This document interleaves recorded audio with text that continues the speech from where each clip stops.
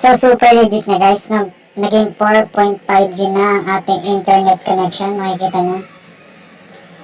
Papakita ko sa inyo dito.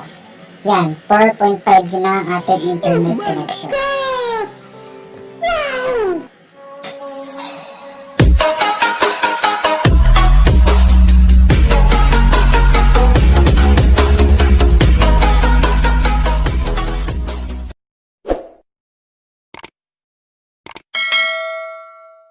So hello guys and welcome back again sa ating YouTube channel. This is tutorial page online. So for today's video nga pala guys, isang maikling tutorial lang po para mas lumakas ang ating internet connection from 4G then LTE to 4.5G. So legit yan guys. So ituturo sa inyo kung paano yan. So first, pupunta po tayo sa settings natin. Yan, makikita niyo yung settings nyo. So, pipindutin lang natin yan.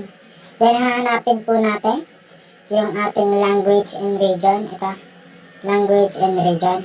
So, pindutin nyo lang po yan, guys. So, pagka-pindut nyo yan, guys, na makikita nyo itong region, nakalagay yan ay Philippines. At, papalitan po natin yan from Philippines to Turkey. So, gagawin po natin yung Turkey. Makikita nyo, Turkey na siya. And, makikita nyo, nagbago yung ating internet connection. Naging 4.5G na siya. Yan. So makikita niyo rin na nagbago yung ating date or yung oras. Oras natin. Naging 5:08 which is wrong. So pupunta po tayo sa settings ulit natin. Then pupunta tayo sa ating date and time.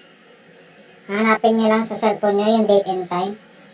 Tapos, i-click nyo lang tong network provided time para tumama yung oras nyo sa Philippine Standard Time. So yun guys, mas mabilis na internet connection yan kasi naka 4.5G na tayo. Hindi tulad ng dati na naka 4G lang tayo. So try nyo yan guys, baka gumana din sa inyo.